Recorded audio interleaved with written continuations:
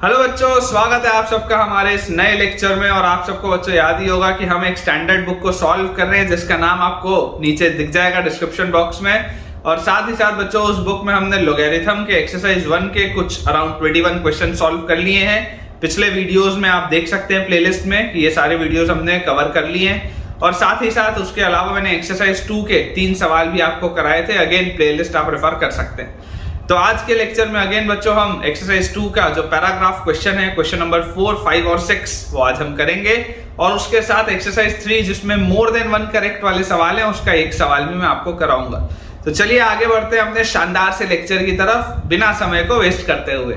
बच्चों जो paragraph question number 4 to 6 का दिया हुआ है उसको मैं आपके लिए नोट कर देता हूँ। सो बच्चों मैंने आपके लिए सवाल नोट कर दिया है। एक्चुअल जो क्वेश्चन है उसे सॉल्व करने के पहले हम इसे थोड़ा सा डिकोड करते हैं। जो सवाल लिखा है दिया alpha beta gamma are the roots of this equation. हमारे पास इक्वेशन लिखा है log बेस 2 पर x square minus 5x plus 6 raise to the power 1/3 multiplied with x minus 5 plus 1 divided by mod of x plus 1।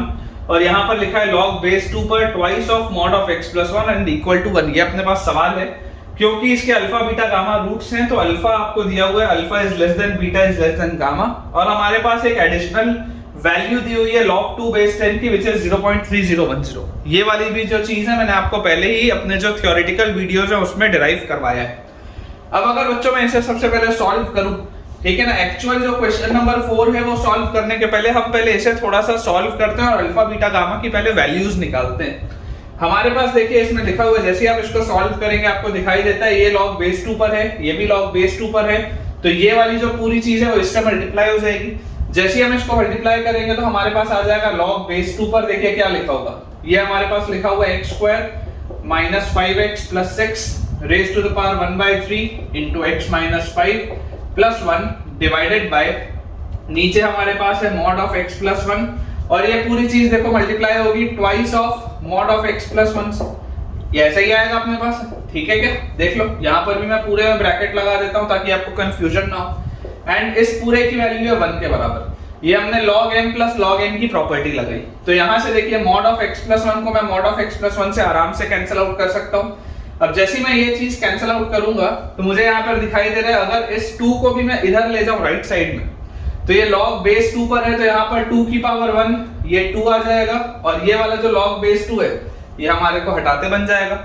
अब जैसे ही हमारे पास ये चीज बच्चों लिखी हुई आ गई तो अब आप यहाँ पर देखिए क्या लिखा हुआ है x square minus 5x plus 6 raise to the power 1/3 into x minus 5 plus 1। ये जो पूरी चीज है ये मल्टीप्लाई हो रही है एक 2 से और यहाँ भी आपके पास 2 लिखा है तो ये वाला 2 और ये वाला 2 भी कैंसिल आउट हो जाएगा। तो यहाँ पर आपके पास बचेगा क्या, 1 बचेगा। और अगर ये आपके पास 1 बच रहा है तो अब इफेक्टिवली आपके पास लिखा क्या हुआ है मैं आपको वो लिख के दिखा देता हूँ। x square minus 5x plus 6 raise to the power 1/3 into x minus 5 plus 1 is equal to हमारे पास 1 बचा। तो यहाँ से देखिए ये 1 से ये 1 भी गया तो इफेक्टिवली अब हमारे पास क्या आ गया, x square minus 5x plus 6 raise to the power 1/3 into x minus 5 is equal to 0।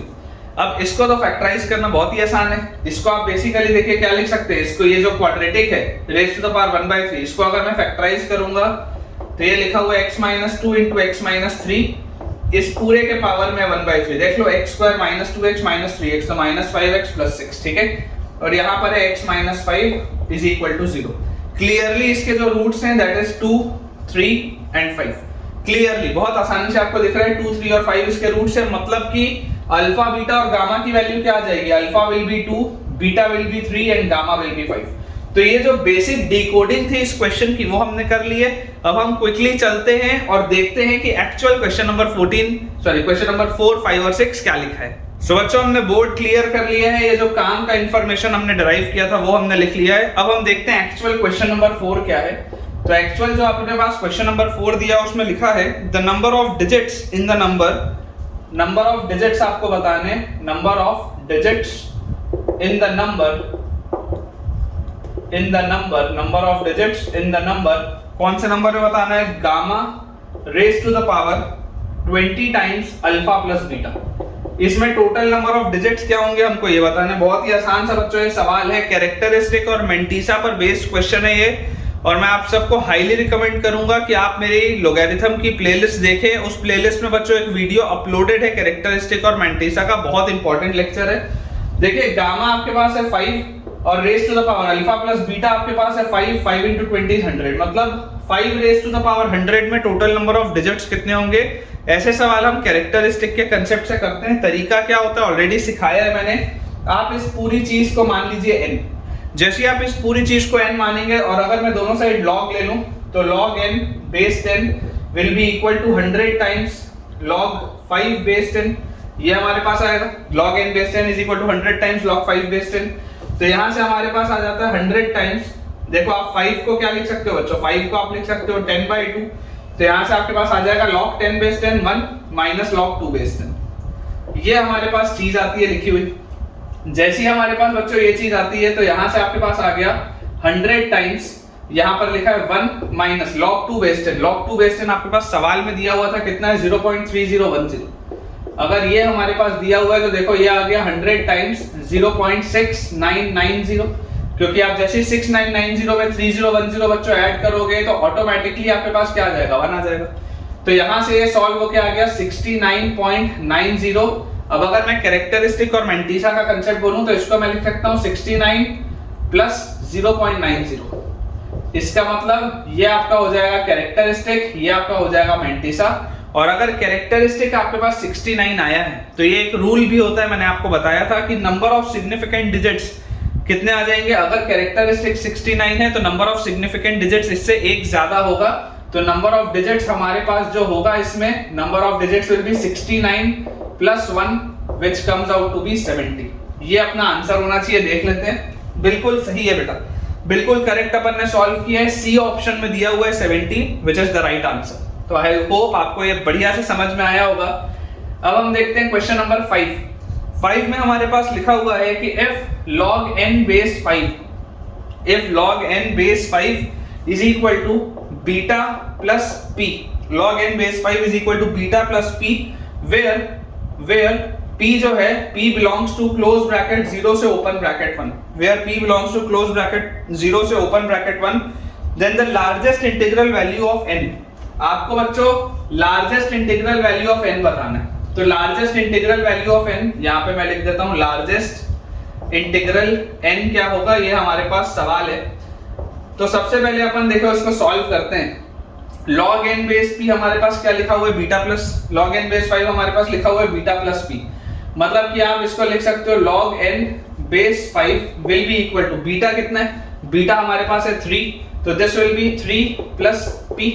ये बात तो क्लियर है। अब हमें क्या पता है, हमें पता है कि p का वेरिएशन 0 से 1 के बीच में, मतलब कि गारंटी से बच्चों जो चीज मैं बोल सकता हूं वो क्या है कि आपका log n बेस 5 जो होगा वो हमेशा ही 4 से तो छोटा होगा लेकिन 3 या उससे बड़ा होगा, क्योंकि देखो p जो है p 0 से 1 के बीच में मूव कर रहा है, मतलब इसकी मिनिमम वैल्यू 0 होगी तो log n बेस 5 मिनिमम 3 होगा और इसकी मैक्सिमम वैल्यू 1 से छोटी होगी, मतलब ये पूरी चीज हमेशा 4 से छोटी होगी।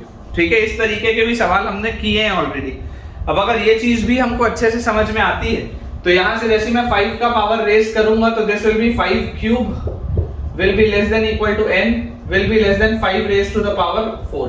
तो यहाँ से अपने पास आ गया 125 is less than equal to n is greater than, यहाँ पर अपने पास आ गया less than 5 raise to the power 4 is 625। तो आपको बोला जा रहा है कि आपको बताना है लार्जेस्ट इंटीग्रल n, सबसे बड़ा इंटीजर n कौन सा हो सकता है। तो आपको यहाँ पर दिखाई दे रहा है कि n हमेशा ही 625 से तो छोटा होगा लेकिन 125 उससे बड़ा होगा, मतलब कि जो सबसे बड़ी इंटीग्रल वैल्यू पॉसिबल है n की दैट इज 624। देखो 625 कभी हो नहीं सकता क्योंकि उससे छोटा है, तो 624 will be the largest integral n। देख लेते हैं एक बार, तो ये भी बच्चों बिल्कुल सही है। डी ऑप्शन जो आपका दिया हुआ है क्वेश्चन नंबर 5 का डी ऑप्शन 624 दिया है, बिल्कुल ही करेक्ट है। जल्दी से इसे क्लियर करते हैं और इस पैराग्राफ पर बेस्ड जो आखिरी सवाल है वो बनाते हैं। देखिए बच्चों, अगर हम क्वेश्चन नंबर 6 बनाएं तो क्वेश्चन नंबर 6 में हमारे पास दिया हुआ है कि log m base 7, log m base 7 इसकी वैल्यू जो दी है that is alpha plus q1, और उसके बाद log m base 3, log m base 3 इसकी वैल्यू हमारे पास दी हुई है गामा प्लस Q2। ठीक है, बोला जा रहा है कि Q1 और Q2 जो है, Q1 और Q2 जो है ये दोनों ही 0 से 1 के बीच में लाई करते हैं। Q1 और Q2 दोनों ही 0 से 1 के बीच में लाई करते हैं। तो then the number of integral values of m, तो आपसे पूछा जा रहा है number of integral values, number of integral values of m, number of integral values of m, ये हमसे बच्चों पूछा जा रहा है। अब अगर आप इसे सॉल्व करेंगे, बहुत आसानी से आप इसे सॉल्व कर सकते हैं। इस वैरायटी का क्वेश्चन भी मैंने आपको कराया है क्लास नोट्स में। आप सबसे पहले यहाँ पर इस बात को समझिए कि log m बेस 7 जो है, इसको आप क्या लिख सकते हैं, अल्फा की वैल्यू 2 है तो इसको आप लिख सकते हैं 2 प्लस Q1। अब अगर Q1 का वेरिएशन 0 से 1 के बीच में है, इसका मतलब log m बेस 7 जो होगा वो 100% 2 या उससे बड़ा होगा, क्योंकि इसकी मिनिमम वैल्यू 0 है और क्योंकि इसकी मैक्सिमम वैल्यू 1 है तो इसकी वैल्यू आ जाएगी 3 से छोटा। ठीक है, तो log m बेस 7 2 और 3 के बीच में होगा, ये बात अपने को समझ में आती है। अब जैसे ये वाली चीज हमको समझ में आती है तो यहाँ से m का वेरिएशन क्या आ जाएगा, 7 का क्यूब और ग्रेटर देन इक्वल टू 7 का स्क्वायर, तो 7 का स्क्वायर होता है 49 और यहाँ m आ गया, और 7 का क्यूब, तो 7 का क्यूब होता है बच्चों 343। ठीक है, 7 का क्यूब होता है हमारे पास 343, तो m का वेरिएशन आ गया 49 से 343, ये हमारे पास रिजल्ट आया इससे। अब अगर हम सेकंड वाली चीज देखें तो सेकंड वाला हमारे पास लिखा है log m base 3 is equal to gamma, gamma क्या है 5, तो this is 5 plus Q2, 5 plus Q2। Again मुझे यहाँ से दिखाई देता है कि Q2 भी जो है वो 0 से 1 के बीच में अगर लाई करेगा तो इसका मतलब log m बेस 3 जो होगा वो 100% 5 या उससे बड़ा होगा, लेकिन 6 से छोटा होगा, क्योंकि इसकी मैक्सिमम वैल्यू 1 से छोटी है। तो यहाँ से हमारे पास देखो m की वैल्यू आ जाती है 3 रेज़ टू द पावर 6 से छोटी और 3 रेज़ टू द पावर 5 या उससे बड़ी, ये बात भी क्लियर है। तो जैसे ही आप बच्चों 3 की पावर 5 निकालोगे तो 3 की पावर 4 होता है 81, 3 की पावर 5 होता है 243, तो ये आपके पास आ जाएगा 243 is less than equal to m is less than, यहाँ पर बेटा जैसे आप 3 की पावर 6 बोलोगे तो जैसे आप इसको 3 से और मल्टीप्लाई करोगे आपके पास ये आ जाएगा 729, मतलब यहाँ पर आपके पास m का वेरिएशन ये आ गया। तो ओवरऑल अगर मुझे देखने की इन दोनों में कॉमन क्या है, तो अगर मैं एक नंबर लाइन बनाऊं, इंटरसेक्शन में निकाल रहा हूं मेथड ऑफ इंटरवल से, तो यहाँ पर अगर मैं इसको नंबर लाइन में प्लॉट करूं तो सबसे छोटा नंबर है 49, उसके बाद जो नंबर है वो है 243, उसके बाद जो नंबर है वो है 343 एंड लास्ट में बच्चों हमारे पास जो नंबर है दैट इज 729। और अगर हम इसे देखें तो यहाँ पे आपको बोल रहा है 49 से 343 के बीच में आप कुछ भी ले सकते हैं।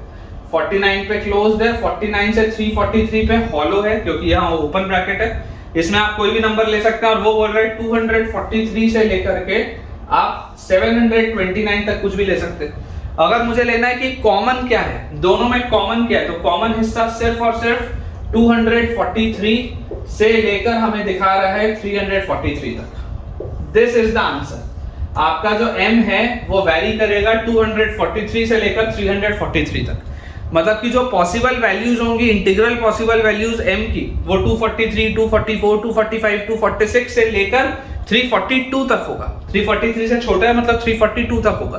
तो जो total number of integral values आएंगी, जो पूछा गया number of integral values of m, तो number of integral values of m will be 100। Total 100 integers हैं, 243, 244, 245 से लेकर 342 तक। देख लेते हैं बेटा इसका भी एक बार आंसर। तो ये भी हमारा बिल्कुल सही है, डी ऑप्शन ही हमारा आंसर दिया हुआ है विच इज 100। तो इसके साथ बच्चों जो पैराग्राफ क्वेश्चन था 4, 5, 6 वो हमने खत्म कर लिया है। एक आखिरी हम सवाल और करते हैं जो एक्सरसाइज 3 का क्वेश्चन नंबर 1 है which is a more than one correct question. So बच्चों आज के लेक्चर का लास्ट सवाल हमारे पास लिखा हुआ है, मैं आपको सवाल बता देता हूँ, ये मोर देन वन करेक्ट क्वेश्चन है। तो बच्चों आप देख सकते हैं मैंने सवाल आपके लिए नोट कर दिया है। हमारे पास दिया हुआ है let a is equal to 5 raise to the power log base 5 sin x and b is equal to 7 raise to the power log base 7 cos x और a बाय b इनमें से क्या हो सकता है। ये एक मोर देन वन करेक्ट सवाल है, इसका मतलब इसके एक से ज्यादा ऑप्शन सही हो सकते हैं। तो सबसे पहले बच्चों देखो हमें जो बात समझ में आती है कि क्योंकि log के सामने sin x लिखा है, इसका मतलब sin x तो पॉजिटिव होगा, ये बात तो 100% श्योर। क्योंकि log के सामने cos x लिखा हुआ है, इसका मतलब cos x भी जो होगा वो पॉजिटिव होगा, ये बात भी 100% श्योर है, इनमें कोई डाउट नहीं। हमें एक जो फंडामेंटल प्रॉपर्टी होती है लॉगरिथम की, वो क्या बोलती है कि अगर ये 5 है और ये 5 है, इसका मतलब a की वैल्यू क्या आएगी, sin x आएगी। अगर ये 5 है और ये 5 है तो फंडामेंटल थ्योरम बोलता है लॉगरिथम का कि a की वैल्यू sin x आएगी। वैसे ही अगर ये 7 है, ये 7 है, तो इसका मतलब b की वैल्यू क्या आएगी, b की वैल्यू हमारे पास cos x आएगी। ये फंडामेंटल थ्योरम है लॉगरिथम का। तो यहां से बच्चों a बाई बी की वैल्यू क्या आती हुई दिख रही है? a बाई बी अगर मैं निकालूंगा तो sin x by cos x हम जैसी करेंगे तो a बाई बी की वैल्यू हमारे पास खट से आ जाएगी tan x के बराबर। और अगर a बाई बी मेरे पास tan x आ जाता है तो आप इस बात को समझिए ही, देखिए sin x पॉजिटिव है, cos x पॉजिटिव है, मतलब आपके tan x को भी पॉजिटिव होना पड़ेगा, इसमें भी कोई शक की बात नहीं है। अगर आपको tan x पॉजिटिव चाहिए तो आप यहाँ पर देखिए tan ऑफ 1 डिग्री भी पॉजिटिव है, tan ऑफ 2 डिग्री भी पॉजिटिव है, tan ऑफ 4 डिग्री भी पॉजिटिव है, tan ऑफ 5 डिग्री भी पॉजिटिव है। ये सब डिग्रीज में है, इसलिए सारी की सारी चीजें पॉजिटिव हैं, क्योंकि tan का जो आर्ग्यूमेंट होता है वो फर्स्ट क्वाड्रेंट में हमेशा पॉजिटिव होता है। ये सारे एंगल्स फर्स्ट क्वाड्रेंट के हैं। इसका मतलब बच्चों जो इसका करेक्ट आंसर होगा दैट विल बी ABCD। इसका करेक्ट आंसर होगा ABCD। एक बार चेक कर लेते हैं, बिल्कुल सही है। तो इसके साथ बच्चों हम अपने आज के अमेजिंग से लेक्चर के एंड पे आ चुके हैं और मुझे पूरी उम्मीद है कि आपको इन सवालों से बहुत मदद मिली होगी और आपका कॉन्फिडेंस भी इंक्रीज हुआ होगा। तो अगर आपको आज का लेक्चर पसंद आया है तो इस वीडियो को लाइक करना, चैनल को सब्सक्राइब करना और अपने दोस्तों के साथ इस पूरे चैनल को रेफर करना बिल्कुल ना भूलें। और इसी तरीके से अपने प्रिपरेशन को कंटिन्यू रखें। मिलते हैं आपसे अगले लेक्चर में।